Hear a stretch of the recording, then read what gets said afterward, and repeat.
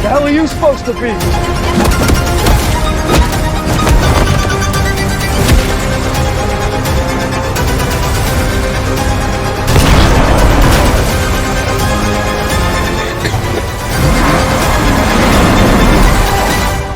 I'm vengeance.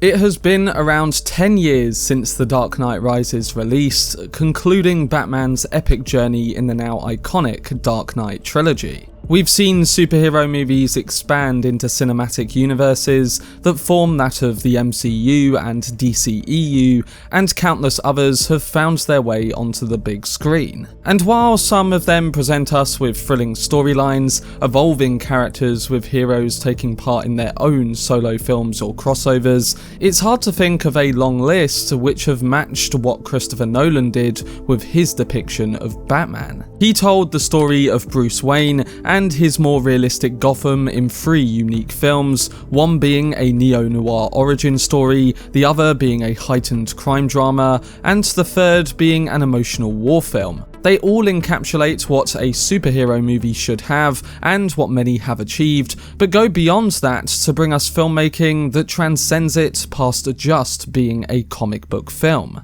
They all felt like Oscar-worthy entries and ultimately did pick up multiple Oscars, and to this day, we constantly ask the question, is a new superhero movie as good as The Dark Knight? That tells you all you need to know about the legacy that Nolan's movies have stapled, and it gets me wondering whether this new Batman film and trilogy from Matt Reeves can reach or surpass that mark. Obviously, we need time to see if that is the case, even if the film is incredibly good, but regardless, I thought it would be interesting to look back at this incredible trilogy to add to the conversation of what makes a successful set of Batman films. This video essay continues my Road to the Batman series, where I of course create content on the previous adaptations, Matt Reeves' filmography, and topical videos surrounding his upcoming 2022 film. During the build-up, I will also be covering any news and information surrounding the director's latest project. But if you want to keep up to date on any of my content surrounding the Batman, then don't forget to support this video by giving it a like rating, subscribing to the channel, and turning on your notifications. Also, feel free to check me out on Twitter, Facebook, Reddit, and Instagram at Cortex Videos, which is all linked in the description below. But without further ado, let's dive into my video essay on the Dark Knight trilogy, and why I think Christopher Nolan made the perfect set of films.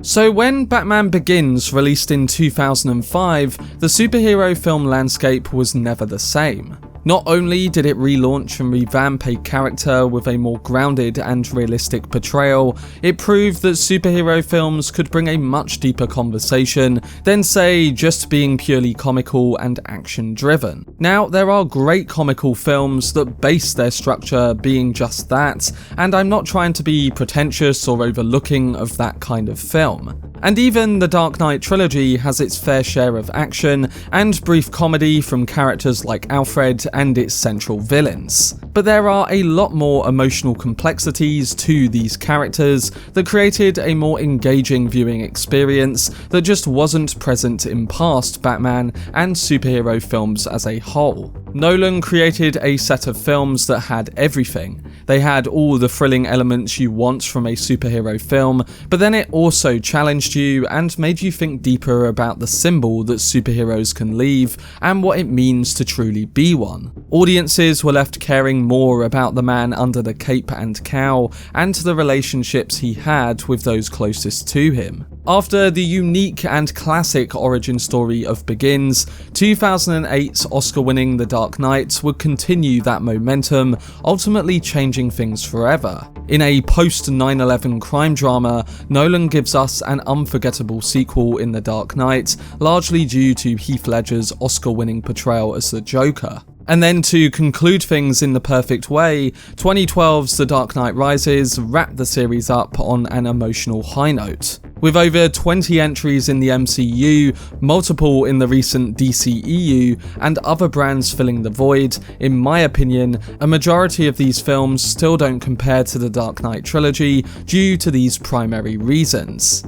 To begin, as hinted at before, Christopher Nolan made 3 specific genre films. While at times it's exciting to watch different superheroes interact through shared universes, it can also affect the storytelling. The universes we've seen play out over the last 10 plus years continue to expand and introduce sequels that tie in new heroes, but it can feel like these films are acting more as filler for upcoming projects that the studios push as the new exciting thing to look forward to. It's product focused and almost aimed at capturing more of the essence of television rather than true filmmaking. It can strip any feeling of the suspense away, making us more aware of the films that are being set up, focusing on what's to come rather than telling a complete story, and making an individual film the best version of that story that can be brought to the screen. Again, I don't mind when this is done right, and at times the MCU and DCEU, for instance,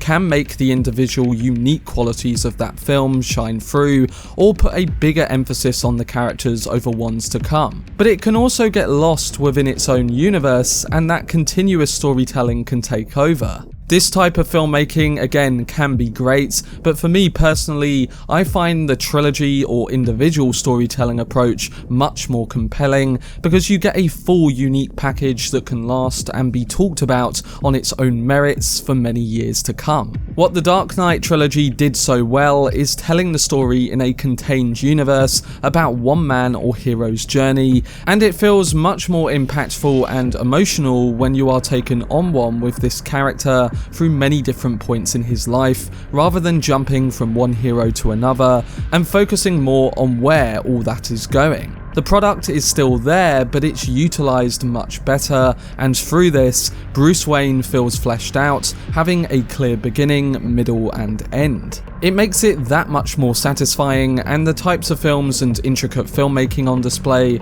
only elevated this to greater heights. And then the next aspect that makes these films go that much further than a lot of the rest is how they brought a different sense of threat with each individual villain. There's the saying that a film is only as good as its main antagonist, and that is especially true when looking at Nolan's trilogy.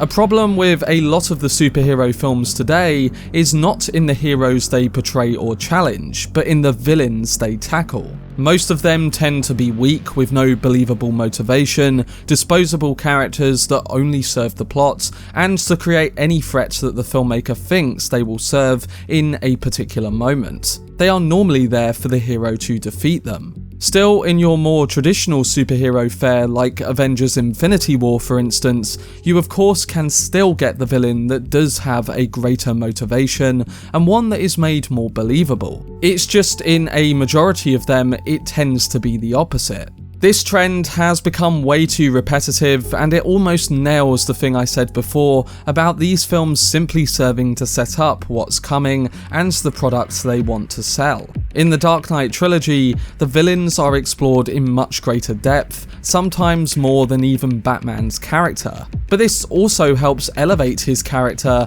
because it shows us the extreme level of threat that the Caped Crusader has to overcome and how they can change his ideology in continuously different ways. Whether it's Liam Neeson's morally challenging Ra's al Ghul, Heath Ledger's psychologically challenging Joker, or Tom Hardy's physically challenging Bane, each villain is driven by some sort of philosophy. For instance, in The Dark Knight, the Joker is Batman's ultimate antagonist, putting him in situations that test his morality, psychology, and force him to make huge decisions. The Joker's manipulation and changing reasons makes the film as unpredictable as it was on first watch, and as interesting as it has become on many watches since. It tackled the larger themes of terrorism and how certain circumstances can make someone give up everything they stand for. Essentially, each of the villains in the Dark Knight trilogy have managed to test Batman in a new way without just introducing one who has the complete opposite personality with similar powers. The trend is getting quite overused, and since the Dark Knight, it's a shock that they still use it so much. But I guess they do it because they want to sell merchandise.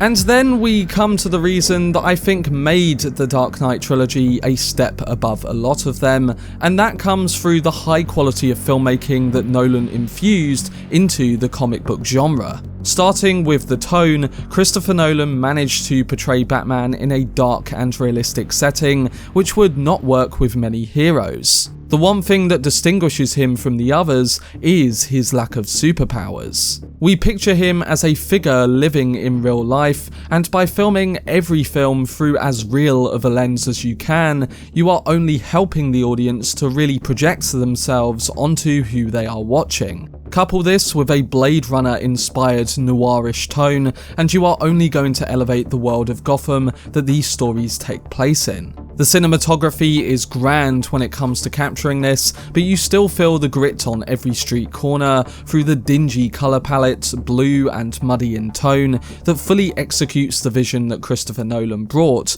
with his film. Then there's the idea of a hero's arc, and how the scripts of each film perfectly laid out what kind of journey Batman would be taking. This is something that many superhero movies have managed to capture right, and Nolan's Batman was a huge marker for that kind of telling. The hero's arc is the most important part of the movie, with this genre in its very nature striving to teach the audience something through the eyes of the hero, which would not work if the hero had no flaws. In Batman Begins, we discover a lot of those flaws, and even as the trilogy progressed, we get even deeper into them. The Dark Knight Rises, for instance, which I think gets a lot of undeserved hate, is a film that ends Bruce's run challenging his right to be a symbol that the people of Gotham live up to. At the same time, he barely even manages to become Batman once more after the city and Harvey Dent's fall in The Dark Knight. Him and even Gordon feel that extreme guilt that Bruce himself faced many years ago,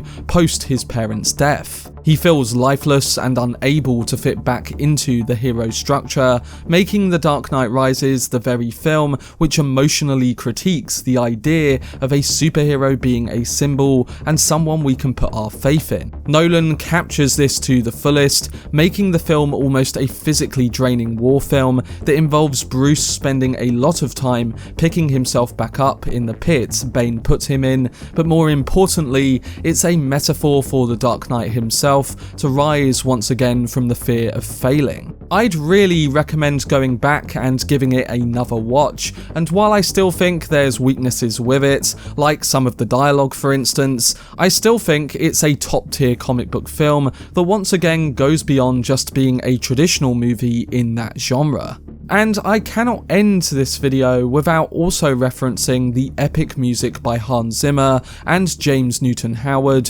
who managed to create such a distinct theme that echoes who Batman truly is. The original theme that grows throughout Begins, the chaotic strings of the Joker haunting the Dark Knight, and Bruce rising from the pit to the most epic version of his established score are just a few of the countless examples where the music becomes its own character and a use of creating the tone of the story. And then there's finally the deeper messages that Christopher Nolan filled his trilogy with, ones about society and our own moralities. It's more than just another action flick, and while the action can at times be great and bad in other moments, the drama that is expertly crafted helps intensify the conflict that's going on and keeps us focused rather than becoming distracted. The Dark Knight trilogy has kept us talking about it for over a decade now, and I'm sure it will continue to do that long into the future.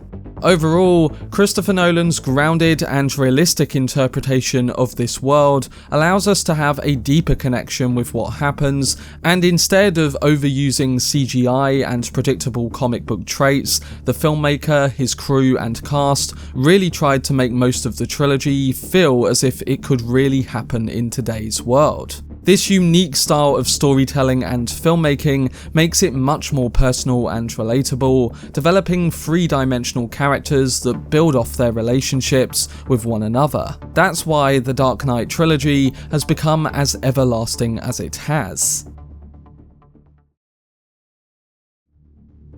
But that was my video discussing Christopher Nolan's The Dark Knight trilogy and why I believe he built a perfectly structured telling of Bruce Wayne's story. There of course is still plenty of room to take the character in new directions with different styles of films, and Matt Reeves seems to be bringing his version of the Caped Crusader to the big screen in hopefully flying colours. Like I said, I personally love how Nolan was able to give us 3 unique genre films while keeping the realistic tone he established in Batman Begins and The Dark Knight. Each film progressed on the previous one, and while I personally prefer The Dark Knight more than the other 2, I can't deny that each of them gave us something important and great for the story. Batman Begins gave us the perfect take on Batman's origin, The Dark Knight took the character and propelled him into the heightened chaos of Joker's Gotham, and The Dark Knight Rises gave us all the emotion, war, and physical struggles that formed Bruce Wayne's conclusion. Of course, it's all subjective, and I know that there's a few people who consider certain films more than others,